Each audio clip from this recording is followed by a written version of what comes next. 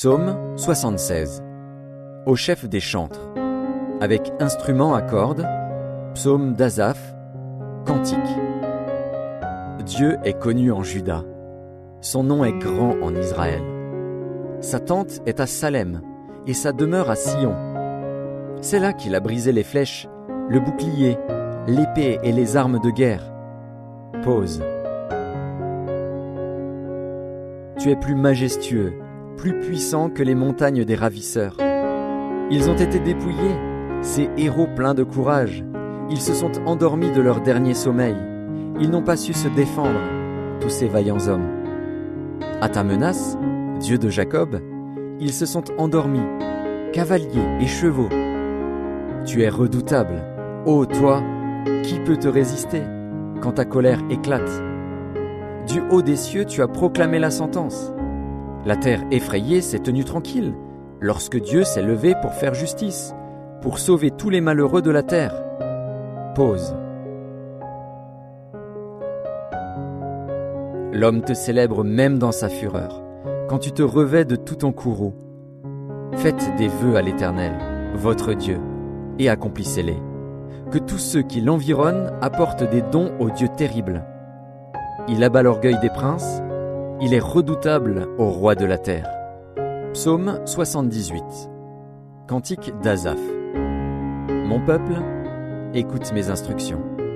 Prêtez l'oreille aux paroles de ma bouche. J'ouvre la bouche par des sentences, je publie la sagesse des temps anciens. Ce que nous avons entendu, ce que nous savons, ce que nos pères nous ont raconté, nous ne le cacherons point à leurs enfants. Nous dirons à la génération future les louanges de l'Éternel, et sa puissance et les prodiges qu'il a opérés. Il a établi un témoignage en Jacob, il a mis une loi en Israël, et il a ordonné à nos pères de l'enseigner à leurs enfants, pour qu'elle fût connue de la génération future, des enfants qui naîtraient, et que, devenus grands, ils en parlassent à leurs enfants, afin qu'ils missent en Dieu leur confiance, qu'ils n'oubliassent pas les œuvres de Dieu, et qu'ils observassent ses commandements, afin qu'ils ne fussent pas, comme leur père, une race indocile et rebelle, une race dont le cœur n'était pas ferme, et dont l'esprit n'était pas fidèle à Dieu. Les fils d'Éphraïm, armés et tirant de l'arc, tournèrent le dos le jour du combat. Ils ne gardèrent point l'alliance de Dieu, et ils refusèrent de marcher selon sa loi. Ils mirent en oubli ses œuvres, ses merveilles qu'il leur avait fait voir. Devant leur père, il avait fait des prodiges, au pays d'Égypte, dans les campagnes de Tsoan. Il fendit la mer et leur ouvrit un passage, il fit dresser les eaux comme une muraille. Il les conduisit le jour par la nuée, et toute la nuit par un feu éclatant. Il fendit des rochers dans le désert, et il donna à boire comme des flots abondants. Du rocher il fit jaillir des sources, et couler des eaux comme des fleuves. Mais ils continuèrent à pécher contre lui, à se révolter contre le Très-Haut dans le désert. Ils tentèrent Dieu dans leur cœur, en demandant de la nourriture selon leurs désirs. Ils parlèrent contre Dieu, ils dirent « Dieu pourrait-il dresser une table dans le désert ?» Voici, il a frappé le rocher, et des eaux ont coulé, et des torrents se sont répandus. Pourra-t-il aussi donner du pain, ou fournir de la viande à son peuple? L'Éternel entendit, et il fut irrité.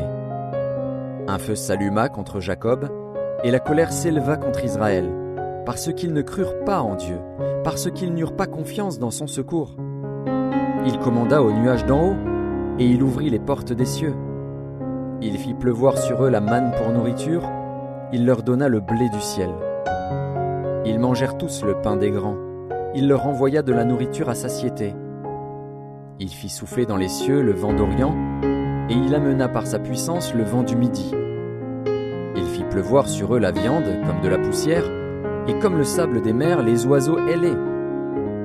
Il les fit tomber au milieu de leur camp, tout autour de leur demeure. Ils mangèrent et se rassasièrent abondamment. Dieu leur donna ce qu'ils avaient désiré. Ils n'avaient pas satisfait leurs désirs, ils avaient encore leur nourriture dans la bouche, lorsque la colère de Dieu s'éleva contre eux. Il frappa de mort les plus vigoureux, il abattit les jeunes hommes d'Israël.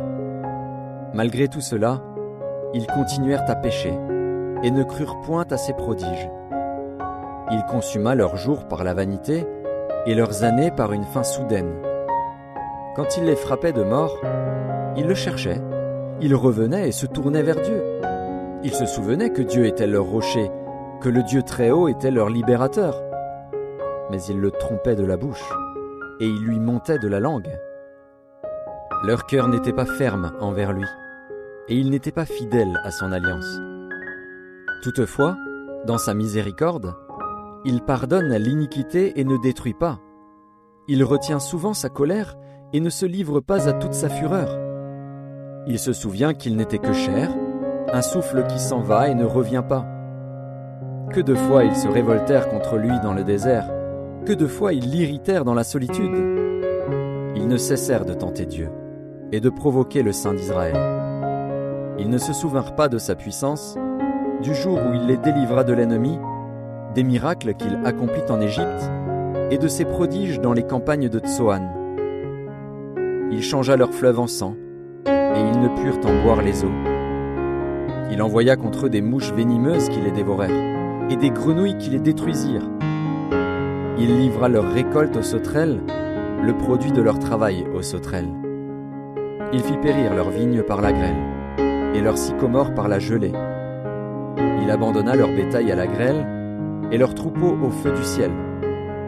Il lança contre eux son ardente colère, la fureur, la rage et la détresse, une troupe de messagers de malheur. Il donna libre cours à sa colère. Il ne sauva pas leur âme de la mort, il livra leur vie à la mortalité. Il frappa tous les premiers-nés en Égypte, les prémices de la force sous les tentes de Cham. Il fit partir son peuple comme des brebis, il les conduisit comme un troupeau dans le désert. Il les dirigea sûrement pour qu'ils fussent sans crainte, et la mer couvrit leurs ennemis. Il les amena vers sa frontière sainte, vers cette montagne que sa droite a acquise. Il chassa devant eux les nations, leur distribua le pays en héritage, et fit habiter dans leurs tentes les tribus d'Israël. Mais ils tentèrent le Dieu Très-Haut et se révoltèrent contre lui, et ils n'observèrent point ses ordonnances. Ils s'éloignèrent et furent infidèles, comme leur père. Ils tournèrent comme un arc trompeur. Ils l'irritèrent par leurs hauts lieux, et ils excitèrent sa jalousie par leurs idoles. Dieu entendit, et il fut irrité. Il repoussa fortement Israël. Il abandonna la demeure de Silo, la tente où il habitait parmi les hommes. Il livra sa gloire à la captivité et sa majesté entre les mains de l'ennemi. Il mit son peuple à la merci du glaive, et il s'indigna contre son héritage. Le feu dévora ses jeunes hommes, et ses vierges ne furent pas célébrées. Ses sacrificateurs tombèrent par l'épée, et ses veuves ne pleurèrent pas. Le Seigneur s'éveilla comme celui qui a dormi, comme un héros qu'a subjugué le vin. Il frappa ses adversaires en fuite, il les couvrit d'un opprobre éternel. Cependant il rejeta la tente de Joseph, et il ne choisit point la tribu d'Éphraïm. Il préféra la tribu de Juda, la montagne de Sion qu'il aimait. Et il bâtit son sanctuaire comme les lieux élevés, comme la terre qu'il a fondée pour toujours. Il choisit David, son serviteur, et il le tira des bergeries.